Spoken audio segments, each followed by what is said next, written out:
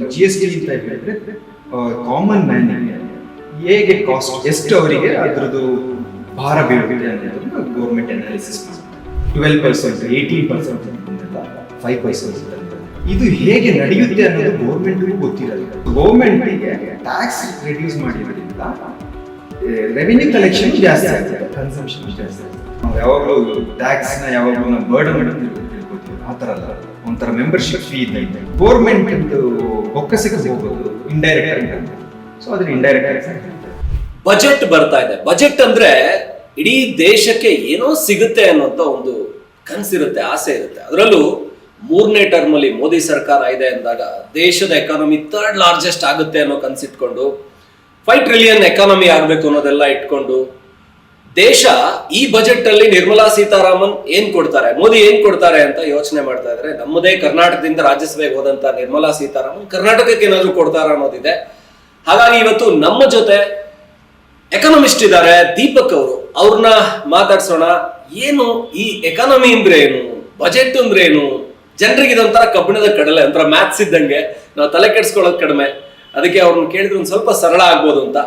ನಮಸ್ಕಾರ, ಹೇಗಿದ್ದೀರಾ? ಆರಾಮ, ನೀವು ಹೇಗಿದ್ದೀರಾ? ನಾನು ಹೇಗೆ, ನಮ್ಮ ಎಕಾನಮಿ ಹೇಗಿದೆ, ನಾನು ಆಗಿದ್ದೀನಿ ಅಂತ ಅನ್ಸುತ್ತೆ. ನಮ್ಮ ಎಕಾನಮಿ ಚೆನ್ನಾಗಿದ್ಯಾ? ನೀವ್ ಹೇಳಿದ್ರೆ ಗೊತ್ತಾಗುತ್ತೆ ನಮ್ಮ ಎಕಾನಮಿ ಹೆಂಗಿದೆ ಅಂತ. ಇಕಾನಮಿ ನೀವೇ ನೋಡಿದ ಪ್ರಕಾರ ಹೋಗೋ ಒಂದು ದಾರಿ ನೋಡಿ. ಅಂದ್ರೆ ಇನ್ ದ ಸೆನ್ಸ್ ನೀವು means I can say from 1990 onwards ನೀವು ಒಂದು ಆ ಫೇಸಿಂದ ಹಿಡ್ಕೊಂಡು ನೋಡ್ಕೊಂಡು ಬಂದರೆ ಹೋಗೋ ಒಂದು ರೀತಿ ನೋಡಿದ್ರೆ ಫ್ರಮ್ 1990 ಗ್ಲೋಬಲೈಸೇಷನ್ ಶುರು ಆಯಿತು, ಮತ್ತು 2000 ಬಂತು, IT ಬೂಮ್ ಶುರು ಆಯಿತು, ಇನ್ನು 2014 ಬಂತು, ಗೌರ್ಮೆಂಟ್ ಚೇಂಜಸ್ ಬಂತು. ಸೊ ಅಲ್ಲಿಂದ ಇನ್ನೊಂದು ಇರಾ ಬಂತು, ಡಿಜಿಟಲೈಸೇಷನ್ನು, ಮತ್ತು ಏನು ಹೇಳೋದು, all tax reforms, all common people agenda, rural development, ಮತ್ತು ಏನು ಹೇಳೋದು, ಮಾನಿಟೈಸೇಷನ್, ಡಿಮಾನಿಟೈಸೇಷನ್, ಮತ್ತು direct tax reforms, GST. So ಅದನ್ನು ಎಂಟೈರ್ ಮ್ಯಾಕ್ರೋ ಇಕನಾಮಿಕ್ ಲೆವೆಲ್ ನೋಡಿದ್ರೆ, ಮ್ಯಾಕ್ರೋ ಇಕನಾಮಿಕ್ ಅನ್ನೋಂಥದ್ದು ಒಂದು ಕಂಟ್ರಿ ಲೆವೆಲಲ್ಲಿ ಆಗುವಂಥದ್ದಾದರೆ ಇದೆಲ್ಲ ಇಂಪ್ಯಾಕ್ಟ್ ಆಗುವಂಥದ್ದು ಜನಸಾಮಾನ್ಯರಿಗೆ. ಸೊ ಇನ್ ಓವರ್ ಆಲ್ ನಾನೇನು ಹೇಳ್ಬೋದು ಅಂತ ಹೇಳಿದ್ರೆ, ಎಲ್ರಿಗೂ ಇಂಪ್ಯಾಕ್ಟ್ ಚೆನ್ನಾಗೇ ಆಗ್ತಾ ಇದೆ ಅಂತ ಹೇಳಿ, ಅಂದರೆ ಒಳ್ಳೆಯದ ಇದರಲ್ಲಿ ಆಗ್ತಾ ಇದೆ ಅಂತ. ನಂಗೆ ಈ ನಡುವೆ ನೆನಪಾಗ್ತಾ ಇದ್ದು, ಈ ಟ್ಯಾಕ್ಸ್ ಸ್ಲ್ಯಾಬ್ ಅನ್ನ ರೀಸೆಂಟ್ ಆಗಿ ದೀಪಾವಳಿ ಚೇಂಜ್ ಮಾಡಿ ಬಂಪರ್ ಅಂತ ಅಂದ್ರು. ಸೊ ಇದನ್ನ ಮೊದಲೇ ಮಾಡ್ಬೋದಿತ್ತು. GST ಟ್ಯಾಕ್ಸ್ ಸ್ಲ್ಯಾಬ್ ಇಳಿಕೆ ಮಾಡಿದ್ದು ಸಿಕ್ಕಾಪಟ್ಟೆ ಬೂಮ್ ಆಯ್ತು. ಇದು ಕಾರ್ಗಳ ಸೇಲ್ ಜಾಸ್ತಿ ಆಯ್ತು, ಮತ್ತೆ ಟಿವಿಗಳು, ಈ ತರದ್ದೆಲ್ಲ ತುಂಬಾ ಲಾಭ ಜಾಸ್ತಿ ಆಯ್ತು ಅಂತ ಸುದ್ದಿ ಆಯ್ತು. ಇದನ್ನ ಮೊದಲೇ ಮಾಡಿದ್ರೆ ಒಳ್ಳೇದಾಗ್ತಾ ಇತ್ತಾ? ಯಾಕೆ ಮಾಡ್ಲಿಲ್ಲ? ಈಗ ಮಾಡಿದ್ದು ಒಳ್ಳೇದಾಯ್ತಾ? ಏನ್ ಅನ್ಸುತ್ತೆ? GST 2 ಅಂತ ನೀವು ಹೇಳ್ತೀರಿ, 2.0 ರಿಫಾರ್ಮ್. ಏನ್ ಮಾಡಿದ್ರು ಅಂತ ಹೇಳಿದ್ರೆ, ಗೌರ್ಮೆಂಟ್ ಫಸ್ಟ್ ನಿಮಗೆ ತುಂಬಾ ಹೈ ರೇಟ್ ಆಫ್ ಸ್ಲ್ಯಾಬ್ಸ್ ಇತ್ತು, ಮತ್ತೆ ಐದು ಸ್ಲ್ಯಾಬ್ಸ್ಗಳಿತ್ತು, ಡಿಫ್ರೆಂಟ್ ಸ್ಲ್ಯಾಬ್ಸ್ಗಳಿತ್ತು. ಆ್ಯಂಡ್ ಹೈಯರ್ ರೇಟ್ಸಲ್ಲಿ ಈಗ ಒಂದು GST ಅಂತ ಹೇಳಿದ್ರೆ ಕಾಮನ್ ಮ್ಯಾನಿಗೆ ಹೇಗೆ ಕಾಸ್ಟ್, ಎಷ್ಟು ಅವರಿಗೆ ಅದರದ್ದು ಭಾರ ಬೀಳುತ್ತೆ ಅನ್ನೋದನ್ನ ಗೌರ್ಮೆಂಟ್ ಅನಾಲಿಸಿಸ್ ಮಾಡುತ್ತೆ. ಇನ್ ದ ಸೆನ್ಸ್ ಇವಾಗ ನೀವು GST 2ನ ಮಾತ್ರ ನೋಡಿದೆ ಅಂತ ಹೇಳಿದ್ರೆ, ಅದರಲ್ಲಿ ಎಷ್ಟು ಜನಸಾಮಾನ್ಯರಿಗೆ ತಗೋಬೋದು ಅನ್ನೋಂಥದ್ದನ್ನ ಅವರು ಆಲ್ರೆಡಿ ಸ್ಟಡಿ ಮಾಡಿರ್ತಾರೆ. ಅದನ್ನು ಸ್ಟಡಿ ಮಾಡಿ ಅರ್ಲಿಯರ್ ಇರುವಂಥ ಹೈಯೆಸ್ಟ್ ರೇಟ್ ಇದ್ದಂಥ GSTಗಳನ್ನ ರೇಟ್ನೆಲ್ಲ ಕಡಿಮೆ ಮಾಡಿದ್ದಾರೆ. ಫಾರ್ ಎಕ್ಸಾಂಪಲ್ ಡೈಲಿ ನೆಸೆಸಿಟೀಸ್ ಅದು 12%, 18% ಇದನ್ನೆಲ್ಲ 5% ತಂದಿದ್ದಾರೆ. Stationeries, medical, for example health insurance, that has become 0%. So ಆ ಥರ ಯಾರಿಗೆ ಜನಸಾಮಾನ್ಯರಿಗೆ ಎಷ್ಟು ಭಾರ ತಗೋಬೋದು ಅನ್ನೋಂಥದ್ದನ್ನೇ ಅನಾಲಿಸಿಸ್ ಮಾಡಿ ಇದನ್ನ ಡಿಸಿಷನ್ ಮಾಡಿರ್ತಾರೆ. ನಿಮ್ಮ ಇನ್ನೊಂದು ಕ್ವೆಶನ್, ಏನಕ್ಕೆ ಮೊದಲೇ ಮಾಡಬಾರ್ದಿತ್ತು ಅನ್ನೋದಕ್ಕೆ ಒಂದು ಆನ್ಸರ್. ಯಾಕೆಂತ ಹೇಳಿದ್ರೆ, ಇದು ಹೇಗೆ ನಡೆಯುತ್ತೆ ಅನ್ನೋದು ಗೌರ್ಮೆಂಟ್ಗೂ ಗೊತ್ತಿರಲ್ಲ. ಫಾರ್ ಎಕ್ಸಾಂಪಲ್ GST ಬಂದಿದ್ದ ತಕ್ಷಣ ನೀವು ಥಿಂಕ್ ಮಾಡಿ ಇದೆಲ್ಲ ರೇಟ್ನ ಅವಾಗಲೇ ಇಂಪ್ಲಿಕೇಶನ್ ಮಾಡಿದ್ರೆ ಹೇಗೆ ನಮಗೆ ಗೌರ್ಮೆಂಟ್ ಬೊಕ್ಕಸಕ್ಕೆ ಎಷ್ಟು ದುಡ್ಡು ಬರುತ್ತೆ ಅನ್ನೋ ಅವ್ರಿಗೂ ಗೊತ್ತಿರಲ್ಲ. 17 ಸೊ ಅವಾಗ ಏನು ಮಾಡ್ತಾರೆ ಅಂತ, ಆ 17 ಮತ್ತೆ ಚೇಂಜಸ್ ಮಾಡಿದ್ದಾರೆ, ತುಂಬ ಸಲ ರೇಟ್ಸ್ ಮಾಡಿದ್ದಾರೆ. ಆದರೆ GST 2.2 ಅಂತ ಬರಲಿಲ್ಲ. ಅಂದರೆ ಸಣ್ಣ ಏನು ಹೇಳೋದು, ಸಣ್ಣ ಚೇಂಜಸ್ ಎಲ್ಲ ಮಾಡಿದ್ದಾರೆ. ಆದರೆ ಇದೊಂದು ಟ್ಯಾಕ್ಸ್ ರಿಫಾರ್ಮ್ ಥರನೇ ಮಾಡಿದ್ದಾರೆ. ಯಾಕೆಂತ ಹೇಳಿದ್ರೆ ಅವರಿಗೆ ಮೇಯ್ನ್ ಅವಾಗ ಗೊತ್ತಾಯಿತು, ಅನಾಲಿಸಿಸ್ ಮಾಡಿದ್ರು ಜಿ ಎಸ್ ಟಿ ಕಮಿಟಿ ಮತ್ತು ಫೈನಾನ್ಸ್ ಕಮಿಟಿ ಎಲ್ಲ ಅನಾಲಿಸಿಸ್ ಮಾಡಿ ಇಂಡಸ್ಟ್ರಿ ಏನು ಹೇಳೋದು ಫೀಡ್ಬ್ಯಾಕ್ ಎಲ್ಲ ತಗೊಂಡು ದಿ ಅಂಡರ್ಸ್ಟುಡ್ ಇದನ್ನು ಇವಾಗ ಜಿ ಎಸ್ ಟಿ ರೇಟನ್ನ ಕಡಿಮೆ ಮಾಡೋದು. ಜಿ ಎಸ್ ಟಿ ರೇಟ್ ಕಡಿಮೆ ಮಾಡಿದ್ರೆ ಏನಾಗುತ್ತೆ, ಸಿಂಪಲ್ ಆಗಿ ನಾನು ಜಿ ಎಸ್ ಟಿ ರೇಟ್ ಕಡಿಮೆ ಮಾಡಿದ ತಕ್ಷಣ earlier say for example 100 rupees ಒಂದು ಎಕ್ಸಾಂಪಲ್ ತಗೊಳ್ಳೋಣ, 100 ರೂಪಾಯಿ ಕೊಟ್ಟು ನಾನೊಂದು ಟೀ ಕುಡಿತಿದ್ದೆ ಅಂತ ಹೇಳಿದ್ರೆ ಅದ್ರ ಮೇಲೆ ಜಿ ಎಸ್ ಟಿ 12 ರೂಪಾಯಿ ಇತ್ತು, 112 ರೂಪಾಯಿ ಅಂತ ಇಟ್ಕೊಳ್ಳಿ. ಇವಾಗ 5% ಇಳಿಸಿದ್ದಾರೆ. ಸೊ ಈಗ 105 ರೂಪಾಯಿ ಆಯಿತು. ಸೊ ಇವಾಗ ಏನಾಯಿತು, 7 ರೂಪಾಯಿ ಕಡಿಮೆ ಆಯಿತು. ಸೊ ಏನಾಗುತ್ತೆ, 7 ರೂಪಾಯಿ ಅವ್ರು ಸೇವ್ ಮಾಡಿರೋದು ಇನ್ನು ನೆಕ್ಸ್ಟ್ ಕನ್ಸಂಪ್ಷನ್ಗೆ ಅದು ಯೂಸ್ ಮಾಡ್ತಾರೆ. ಇನ್ ದ ಸೆನ್ಸ್ ಆ 7 ರೂಪಾಯಿ ಬೇರೆ ಪರ್ಚೇಸಿಗೆ ಹೋಗುತ್ತೆ. ಅವಾಗ ಏನು ಮಾಡುತ್ತೆ, ಅದ್ರ ಮೇಲೂ ಜಿ ಎಸ್ ಟಿ ಇರುತ್ತೆ. ಸೊ ಗೌರ್ಮೆಂಟಿಗೆ ಟ್ಯಾಕ್ಸ್ ರಿಡ್ಯೂಸ್ ಮಾಡಿದ್ರಿಂದ ರೆವಿನ್ಯೂ ಕಲೆಕ್ಷನ್ ಜಾಸ್ತಿ ಆಗುತ್ತೆ, ಕನ್ಸಂಪ್ಷನ್ ಜಾಸ್ತಿ ಆಗುತ್ತೆ. ಓಕೆ, ನಿಜ. ಅಂದ್ರೆ ಅದು ತುಂಬಾ ಚೆನ್ನಾಗಿತ್ತು. ಅಂದ್ರೆ ಈಗ ನಾವೆಲ್ಲೋ ಒಂದು 10 ರೂಪಾಯಿನ ಏನೋ ಪರ್ಚೇಸ್ ಮಾಡುವಾಗ ಅದು 5 ರೂಪಾಯಿಗೆ ಸಿಕ್ಕಿದ್ರೆ ಮತ್ತೆ 5 ರೂಪಾಯಿ ನಾವು ಇನ್ನೇನಲ್ಲ ಇನ್ವೆಸ್ಟ್ ಮಾಡೇ ಮಾಡ್ತೀವಿ. ಬಟ್ ಆ 5 ರೂಪಾಯಿಲಿ ಕೂಡ ಗೌರ್ಮೆಂಟ್ ಟ್ಯಾಕ್ಸ್ ಅಂದ್ರೆ ಗೌರ್ಮೆಂಟ್ ಯಾವಾಗಲೂ ಒಂದು ಸೈಲೆಂಟ್ ಪಾರ್ಟ್ನರ್. ನಾವು ಯಾವಾಗಲೂ ಟ್ಯಾಕ್ಸ್ನ ಯಾವಾಗಲೂ ನಾವು ಬರ್ಡನ್ ತಿಳ್ಕೊತೀವಿ, ಆ ಥರ ಅಲ್ಲ, ಒಂಥರ ಮೆಂಬರ್ಶಿಪ್ ಫೀ ಇದ್ದಂಗೆ.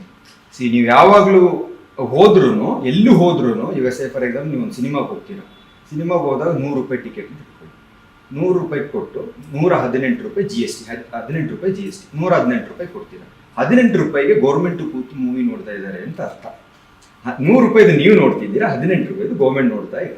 ಸೊ ನಿಮ್ಮ ಇದರಿಂದ ಗೌರ್ಮೆಂಟ್ ಸ್ವಲ್ಪ ದುಡ್ಡು ತಗೊಳ್ಳಿ. ಅದು ಈಗ ಬರ್ತಾ ಇರುವಂತ ಬಜೆಟ್ ಬಗ್ಗೆ ಏನ್ ನಿರೀಕ್ಷೆ ಅಂದ್ರೆ, ಜನರಿಗೆ ಏನಂದ್ರೆ ಬಜೆಟ್ ಅಂದ್ರೆ ಗೊತ್ತಿರೋದು ಅವ್ರೇನೋ ಏನೇನಕ್ಕೋ ಕೊಡ್ತಾರೆ, ನಮಗೂ ಅದಕ್ಕೂ ಸಂಬಂಧ ಇಲ್ಲ ಅಂತ ಜನರಿಗೆ. ಡೈರೆಕ್ಟ್ ಆಗಿ ನನಗೇನು ಸಂಬಂಧ ಪಡಲ್ಲ, ನನ್ನ ಅಕೌಂಟ್ಗೆ ಏನೋ ದುಡ್ಡು ಬಂದು ಬೀಳುತ್ತಾ ಅಂತ ಅದೇನು ಇಲ್ವಲ್ಲ ಬಿಡು, ಅವ್ರೇನೋ ಹೇಳ್ಕೊತಾರೆ, ಏನೋ ಕೊಡ್ತಾರಂತೆ, ನಮ್ಗಲ್ಲ ಅದು, ಅದೆಲ್ಲ ಮಂತ್ರಿಗಳು ಯಾರ್ಯಾರೋ ನೋಡ್ಕೋತಾರೆ ಅಂತ. ಬಟ್ ಡೈರೆಕ್ಟ್ ಕನೆಕ್ಷನ್ ಇದೆ ಅಲ್ವಾ ಅಂತ ಬಜೆಟ್ ಅಂದ್ರೆ. ನಿಮಗೆ ಬಡ್ಜೆಟ್ ಅಂದ್ರೆ ಏನು ಒಂದು ಪರಿಕಲ್ಪನೆ ಬರುತ್ತೆ. ಬಜೆಟ್ ಅಂದಿದ ತಕ್ಷಣನೇ FM ಒಂದು ರೆಡ್ ಸೂಟ್ ಕೇಸ್ ಇಟ್ಕೊಂಡು ಪಾರ್ಲಿಮೆಂಟ್ ಮುಂದೆ ನಿಂತಿರೋದು, ಮತ್ತೆ ಪಾರ್ಲಿಮೆಂಟಲ್ಲಿ ಮಂಡನೆ ಮಾಡೋದು ಮಾತ್ರ ಒಂದು ಪ್ರೊಜೆಕ್ಷನ್ ಬರುವಂಥದ್ದು. ಮತ್ತೆ ಜನಸಾಮಾನ್ಯರಿಗೆ ಏನಾಗುತ್ತೆ ಅಂತ ಹೇಳಿದ್ರೆ, ನನಗೆ ಟ್ಯಾಕ್ಸ್ ಏನು ಇಂಪ್ಯಾಕ್ಟ್ ಇದೆ, ನನಗೆ ಏನು ಟ್ಯಾಕ್ಸಲ್ಲಿ ಇದು ಬರುತ್ತೆ, ಹೆಲ್ಪ್ ಆಗುತ್ತೆ, ನನ್ನ ಟ್ಯಾಕ್ಸ್ ಎಷ್ಟು ಉಳಿಯುತ್ತೆ ಅನ್ನೋದು ಜನಸಾಮಾನ್ಯ ಅಂದರೆ 90% ಇರುವಂಥ ಜನಗಳಿಗೆ ಅದೇ ತಲೆಯಲ್ಲಿ ಇರುವಂಥದ್ದು. ಏನು ನನಗೆಷ್ಟು ಟ್ಯಾಕ್ಸ್ ಉಳಿಯುವಂಥದ್ದು ಏನು ಅಂತ ಹೇಳಿ. ಬಡ್ಜೆಟ್ ಅನ್ನೋದು ಆ ಥರದ್ದಲ್ಲ. ಬಡ್ಜೆಟ್ ಅಂದರೆ ಏನು, ಈಗ ನೀವೊಂದು ದೊಡ್ಡ ಊರು ಅಂತ ಇಟ್ಕೊಳ್ಳಿ, ಇಲ್ಲಾಂದರೆ ದೊಡ್ಡ ಮನೆ ಅಂತ ಇಟ್ಕೋಬೋದು. ಆ ದೊಡ್ಡ ಊರಲ್ಲಿ ಒಬ್ಬ ಮುಖ್ಯಸ್ಥ ಇದ್ದಾರೆ, ಊರು ಮುಖ್ಯಸ್ಥ ಸರ್ಕಾರ. ಓಕೆ, 140 ಜನ ಇದ್ದಾರೆ ಅಂತ ಇಟ್ಕೊಳ್ಳಿ. 140 ಜನ ಅಂದರೆ 140 ಕೋಟಿ ಜನ. ಸೊ 140 ಜನ ಇದ್ದಾರೆ ಅಂತ ಇಟ್ಕೊಳ್ಳಿ. ಆ 140 ಜನನ ಪ್ರತಿನಿಧಿಸುವುದು ಈ ಸರ್ಕಾರ. ಸೊ ಆ ಊರಿಗೆ ಏನೆಲ್ಲ ಬೇಕು ನೀವೇ ಥಿಂಕ್ ಮಾಡಿ. ಆ ಊರಿಗೆ ಒಂದು ಅಭಿವೃದ್ಧಿಯಾಗಿ ಹೋಗ್ಬೇಕು ಅಂತ ಹೇಳಿದ್ರೆ ಏನೆಲ್ಲ ಬೇಕಾಗುತ್ತೆ. ನಿಮಗೆ ರಸ್ತೆ ಬೇಕು, ಆಸ್ಪತ್ರೆ ಬೇಕು, ನಿಮಗೆ ಎಜುಕೇಶನ್ ಬೇಕು, ನೀರು ಬೇಕು, ಅಂದರೆ ಕ್ಲೀನ್ ಇರಬೇಕು, ಟೆಕ್ನಾಲಜಿ ಇರಬೇಕು, ಡಿಫೆನ್ಸ್ ಇರಬೇಕು, ಅಂದರೆ ರಕ್ಷಣೆ ಇರಬೇಕು, ಅಂದರೆ ಇನ್ನೂ ಡೆವಲಪ್ಮೆಂಟ್ ಅಂದರೆ ಟೆಕ್ನಾಲಜಿಕಲ್ ಇಂಪ್ರೂವ್ಮೆಂಟ್ಸ್ ಇರಬೇಕು, ಎಲ್ಲನೂ ಇರಬೇಕು. ಸೊ ಅದೆಲ್ಲ ಹೇಗೆ ಬರುತ್ತೆ ಅಂತ ಹೇಳುವಂಥದ್ದು ಒಂದು ಕಾನ್ಸೆಪ್ಟ್. ಸೊ ಅದು ಹೇಗೆ ಬರುತ್ತೆ ಅನ್ನೋದನ್ನ ನಾವೀಗ ಥಿಂಕ್ ಮಾಡ್ತಾ ಹೋದರೆ, ನನಗೆ ಇನ್ಕಮ್ ಬೇಕು, ಇದೆಲ್ಲ ಬೇಕು ಅಂತ ಹೇಳಿದ್ರೆ ಫಸ್ಟ್ ನನಗೆ ಇನ್ಕಮ್ ಬೇಕು. ಸೇ ಫಾರ್ ಎಕ್ಸಾಂಪಲ್ ನನಗೆ ಈ ರಸ್ತೆ, ಎಜುಕೇಷನ್, ಇನ್ಫ್ರಾಸ್ಟ್ರಕ್ಚರ್ ಡೆವಲಪ್ಮೆಂಟ್ ಬೇಕು ಅಂತ ಹೇಳಿದ್ರೆ ನನಗೆ ಇನ್ಕಮ್ ಬೇಕು. ಸೊ ನನಗೆ ಇನ್ಕಮ್ ಎಲ್ಲಿಂದ ಬರುತ್ತೆ? ಸೊ ಇನ್ಕಮ್ ಎಲ್ಲಿಂದ ಬರುತ್ತೆ ಅಂತ ಹೇಳಿದ್ರೆ ದೇರ್ ಆರ್ 3-4 ಕಾನ್ಸೆಪ್ಟ್ಸ್. ಅಂದರೆ ಮೇಯ್ನ್ ಇನ್ಕಮ್ಗಳು ಈ 4 ರೀತಿಯಿಂದ ಬರುತ್ತೆ. ಒಂದು ಡೈರೆಕ್ಟ್ ಟ್ಯಾಕ್ಸ್, ಅಂದರೆ ಇನ್ಕಮ್ ಟ್ಯಾಕ್ಸಿಂದ. ಅಂದರೆ ನೀವು ಇವಾಗ ಸ್ಯಾಲ್ರಿ ಅರ್ನ್ ಮಾಡ್ತಾ ಇದ್ದೀರಾ, ಬಿಸ್ನೆಸ್ಸಲ್ಲಿ ಏನೋ ಪ್ರಾಫಿಟ್ ಬರುತ್ತೆ, ಅದು ಡೈರೆಕ್ಟಾಗಿ ನೀವೇನು ಟ್ಯಾಕ್ಸ್ ಪೇ ಮಾಡ್ತೀರಾ, ಅದು ಡೈರೆಕ್ಟ್ ಟ್ಯಾಕ್ಸ್. ಅಂದರೆ ನೀವು ಡೈರೆಕ್ಟಾಗಿ ಗೌರ್ಮೆಂಟ್ಗೆ ಪೇ ಮಾಡುವಂಥದ್ದು. ಇನ್ನೊಂದು GST, ಅಂದರೆ ಇಂಡೈರೆಕ್ಟ್ ಟ್ಯಾಕ್ಸ್. ಇಂಡೈರೆಕ್ಟ್ ಟ್ಯಾಕ್ಸಲ್ಲಿ GST ಕಸ್ಟಮ್ಸ್ ಅನ್ನು ಇಟ್ಕೊಳ್ಳೋದು.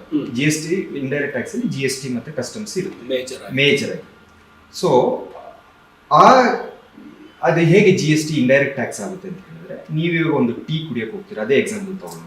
ಆ ಟೀ ಕುಡಿಬೇಕಾದ್ರೆ ಇವಾಗ ಒಂದು 100 ರೂಪೀಸ್ ಕೊಟ್ಟಿದ್ದೀರಾ, ನೀವು 100 ರೂಪೀಸ್ ಪ್ಲಸ್ 5 ರೂಪೀಸ್ GST ಇರುತ್ತೆ, 105 ಟೀ ವೆಂಡರಿಗೆ ಕೊಡ್ತೀರಾ. ಈ 5 rupees ನಿಮ್ಮಿಂದ ಕಲೆಕ್ಟ್ ಮಾಡಿದ್ನ ಅವ್ರು ಗೌರ್ಮೆಂಟಿಗೆ ಪೇ ಮಾಡ್ತಾರೆ, ನೀವು ಡೈರೆಕ್ಟಾಗಿ ಪೇ ಮಾಡಲ್ಲ. ಅದು ಆ್ಯಕ್ಚುಲಿ ಎಟ್ ದ ಇಂಡೈರೆಕ್ಟ್ ಆಗಿ ಗ್ರಾಹಕರಿಗೇನೆ ಬರುವಂಥದ್ದು. ಆದರೆ ಕಲೆಕ್ಟ್ ಮಾಡೋದು ಮಾತ್ರ ಇನ್ನೊಬ್ರು. ಅಂದರೆ ನೀವು ಏನೇ ಪರ್ಚೇಸ್ ಮಾಡಿದ್ರು, ಗೂಡ್ಸ್ ಮತ್ತು ಸರ್ವಿಸಸ್ ಯೂಸ್ ಮಾಡಿದ್ರು ಅದರಲ್ಲಿ ಇಂಡೈರೆಕ್ಟ್ ಆಗಿ ಟ್ಯಾಕ್ಸಸ್ ಬೀಳುತ್ತೆ. ಸೊ ಗೋರ್ಮೆಂಟ್ದು ಬೊಕ್ಕಸಕ್ಕೆ ಹೋಗೋದು ಇಂಡೈರೆಕ್ಟ್ ಆಗಿ ಹೋಗುತ್ತೆ. ಸೊ ಅದನ್ನ ಇಂಡೈರೆಕ್ಟ್ ಟ್ಯಾಕ್ಸ್ ಅಂತ ಹೇಳ್ತಾರೆ. ಸೊ ಇಂಡೈರೆಕ್ಟ್ ಟ್ಯಾಕ್ಸ್ ಅನ್ನೋದು ಇನ್ನೊಂದು ಕಾಂಪೊನೆಂಟ್ ಗೋರ್ಮೆಂಟಿಗೆ. ಇನ್ನಿರುವಂಥದ್ದು ಗೋರ್ಮೆಂಟಿಗೆ ತುಂಬ ಕಂಪನೀಸ್ಗಳಲ್ಲಿ ಶೇರ್ ಹೋಲ್ಡಿಂಗ್ ಇರುತ್ತೆ. ಅಂದರೆ ತುಂಬ ದೊಡ್ಡ ಗೌರ್ಮೆಂಟ್ ಕಂಪನೀಸ್ಗಳು, PSUs ಅದರಲ್ಲೆಲ್ಲ ಶೇರ್ ಹೋಲ್ಡಿಂಗ್ ಇರುತ್ತೆ. ಅದನ್ನು ಡಿಸ್ಇನ್ವೆಸ್ಟ್ಮೆಂಟ್ ಮಾಡ್ತಾರೆ. ಡಿಸ್ಇನ್ವೆಸ್ಟ್ಮೆಂಟ್ ಅಂತ ಹೇಳಿದ್ರೆ ಇನ್ವೆಸ್ಟ್ಮೆಂಟ್ ಇರುವಂಥದ್ದನ್ನ ಸ್ವಲ್ಪ ಪ್ರಮಾಣ ಸೇಲ್ ಮಾಡ್ತಾರೆ. ಓಕೆ, ಅದು ಒಂದು ಥರದ ಇನ್ಕಮ್ ಗೌರ್ಮೆಂಟಿಗೆ. ಇನ್ನೊಂದು ಬಾರೋವಿಂಗ್ಸ್ ಅಂದರೆ ಲೋನ್, ಅದು ಗೌರ್ಮೆಂಟಿಗೆ ಒಂದು ಇನ್ಕಮ್. ಈ 4ರಿಂದ ಗೌರ್ಮೆಂಟಿಗೆ ಇನ್ಕಮ್ ಬರುವಂಥದ್ದು. ಈ 4 ಬೇಸ್ ಮಾಡಿ ಬರುವಂಥ ಇನ್ಕಮಿಂದ ನಾನು ಏನಕ್ಕೆಲ್ಲ ಯೂಸ್ ಮಾಡ್ತೀನಿ. ಫಾರ್ ಎಕ್ಸಾಂಪಲ್, ನನಗೆ ರಸ್ತೆ ಕಾಮಗಾರಿ ಅಲ್ಲ, ಇನ್ಫ್ರಾಸ್ಟ್ರಕ್ಚರ್ ಡೆವಲಪ್ಮೆಂಟು, ಟೆಕ್ನಾಲಜಿಕಲ್ ಇಂಪ್ರೂವ್ಮೆಂಟು, ಮತ್ತು ಎಜುಕೇಷನಲ್ಲಿ ನಮಗೆ ಅಡ್ವಾನ್ಸ್ಮೆಂಟು, ಡಿಫೆನ್ಸ್ ಅಡ್ವಾನ್ಸ್ಮೆಂಟ್ಸು, ಏನು ಹೇಳೋದು, ಬಂದರು ಇದನ್ನು ಇಂಪ್ರೂವ್ಮೆಂಟ್ಸು, ಏರ್ಕ್ರಾಫ್ಟ್ ಡೆವಲಪ್ಮೆಂಟ್ಸು, ಡಿಫೆನ್ಸು, ಆ ಥರದನ್ನೆಲ್ಲ ಎಲ್ಲ ಎಕ್ಸ್ಟರ್ನಲ್ ಮಿನಿಸ್ಟರ್ಸು ಇಷ್ಟು ಬಜೆಟ್ ಅಂತ ಹೇಳಿ ಕೊಟ್ಟಿರ್ತಾರೆ. ಅದಕ್ಕೆಲ್ಲ ಸ್ಪೆಂಡ್ ಮಾಡೋದನ್ನ ಈ ಇನ್ಕಮ್ ಬೇಸ್ಡ್ ಮೇಲೆ ಅದನ್ನ ಸಾರ್ಟ್ ಮಾಡ್ತಾರೆ. ಅದನ್ನ ಬಡ್ಜೆಟ್ ಅಂತ ಹೇಳಿ ಒಂದು ಸಂಕ್ಷಿಪ್ತವಾಗಿ ಹೇಳ್ಬೋದು.